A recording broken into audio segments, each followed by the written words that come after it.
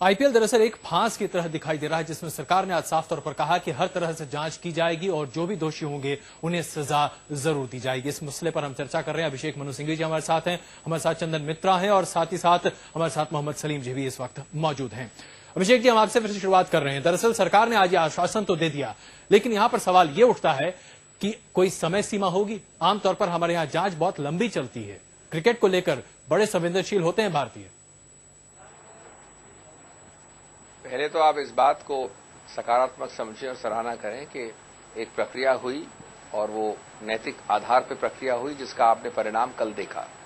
दूसरा, आपको इसकी भी सराहना करनी चाहिए कि आज बड़े स्पष्ट रूप से, व्यापक रूप से, बिना किसी अपवाद के, एक्सेप्शन के माननीय वित्त मंत्री ने कहा कि ये होगी जांच। जहां तक इसके समय का सवाल है, ये चीजें जल्दबाजी में नहीं हो सकती, ये बहुत कॉम्प्रिहेंसिव होनी पड़ती हैं, क्योंकि अगर इनको चुनौती दी जाती है कानूनी रूप से तो जो तथ्यों का आधार होता है इन रिपोर्ट्स में, उसको अच्छी तरह से मजबूत बनाना आवश्यक है। नहीं तो कुछ समय में जिन लोगों को आप पकड़ना चाहते हैं या दोषी कराना चाहते हैं वो लोग विजयी हो जाते हैं। इसलिए समय की कोई मैं समय सीमा नहीं दे सकता, लेकिन जब वित्त मंत्री ने ये कहा है तो आप समझ सकते हैं कि इसको सीरियसली, गंभीर रूप से लिया जाएगा और मैं नहीं समझता कि कोई इसमें जानबूझकर कोई विलंब का स्कोप रहेगा।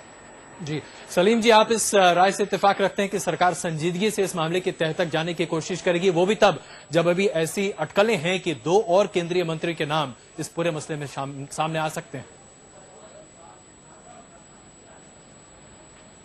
आप देखिए कि एक जूनियर मिनिस्टर जो राजनीति में बहुत दिग्गज नहीं है, जिनको इंपोर्ट करके बाहर से सांसद और मंत्री बनाया गया, उसके बारे में फैसला लेने के लिए 10 दिन चल गए सरकार के लिए। और जहां इनके कोalition की सरकार है और इनके अपने लोग जुड़े हुए हैं, उस जगह पर मैं नहीं समझता हूं कि सरकार फैसला कुछ ले सकती है। लेकिन हम समझते हैं जब दबाव हुआ संसद के अंदर, मैं माफ कीजिए आपको बीच में रोक रहा हूं, कहीं आपका संकेत एनसीपी की तरफ तो नहीं है? अंदर पारदर्शिता नहीं है। सलीम जी, कहीं आप एनसीपी की तरफ संकेत तो नहीं दे रहे हैं? शरद पवार जी की तरफ तो नहीं उठा रहे हैं? सबको मालूम है, हमें कोई दिक्कत नहीं है। आप जानते हैं शरद पवार जी बीपीएल एपीएल के लिए जब पूरे देश के लोग परेशान है, वो आईपीएल में ज्यादा लगाया है। जब खाद्य के बारे में और महंगाई के बारे में ज्यादा लोग परेशान है, वो क्रिकेट के बारे में है। प्रफुल्ल पटेल जी भी हैं, आपके सांसद हैं राज्यसभा में, 10 जनपद के बहुत करीब हैं, रिलायंस ग्रुप के बहुत नजदीक के आदमी हैं। ऐसे बहुत से लोग हैं, हमें कोई दिक्कत नहीं होता नाम बोलने में।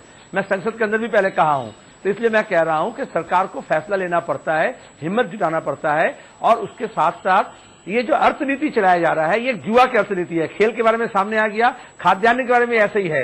कहां के रुपए कौन लगा रहे हैं, कौन कीमत बढ़ा रहे हैं। तो ये एक चमकता हुआ भारत दिखाने का एक तरीका है, लेकिन तड़पता हुआ भारत को कोई नहीं देख रहा है। चलिए सलीम जी, आपने जो आरोप अभी लगाया है, अभिषेक जी से एक छोटी टिप्पणी ले लेते हैं। मामले को नजरअंदाज, अभिषेक जी से एक छोटी टिप्पणी लेते हैं। अभिषेक जी, इन्होंने सीधे तौर पर कहा है कि आपके जो सहयोगी दल के लोग हैं, चाहे शरद पवार हो, प्रफुल्ल पटेल हो, या फिर एक ऐसे भी सांसद जो कि 10 जनपद के करीबी बताए जाते हैं, उनका भी नाम इसमें आ सकता है। तो जाहिर सी बात है आपके लिए मुश्किल होगी। देखिए, वामपंथियों की पुरानी एक नीति रही है कि वो हर चीज को एक अपने रिजिडिटी से, एक बंद आंखों से देखते हैं। जहां तक इनका पहला आरोप का सवाल है विलंब का, कि 10 दिन लग गए हमको, मैं समझता हूं निराधार ही नहीं, ये हास्यास्पद है। कांग्रेस एक ऐसी पार्टी है जिसके प्रधानमंत्री विदेश में महत्वपूर्ण काम कर रहे हैं, फिर भी ये मुद्दा निकलने के कुछ घंटों बाद उन्होंने कहा कि मैं वापस आके तथ्यों के आधार पर रिस्पॉन्स दूंगा। कल शनिवार को वो आते हैं, दुनिया से हजारों मील दूर से भारत आते हैं और एक दिन में 24 घंटे में निर्णय लिया जाता है। अगर उसको ये विलंब बता रहे हैं तो मैं समझता हूं देश, जनता सीपीएम और सीपीआई पे हंसेगी अगर इस प्रकार का आरोप लगेगा तो। जहां तक इन्होंने नाम लिए, देखिए इनका हमेशा से आसान रहा है, हमेशा से इनका एक नीति रही है, सत्ता में रहो, सत्ता से बाहर रहो, पावर विल्ड करो, लेकिन अकाउंटेबिलिटी खुद न लो किसी प्रकार से। तो इनके लिए नाम आरोप लगाना आसान है, लेकिन साथ एक बार सहयोग भी कर चुके हैं। आप ये बात कह रहे हैं, लेकिन जरा भारतीय जनता पार्टी का इस पर रुख लेना चाहेंगे, क्या कहेंगे चंद्र जी? उस वक्त भी जब किया, तब भी इन्होंने इस पर टिप्पणी करने का समय नहीं है। अकाउंटेबिलिटी नहीं।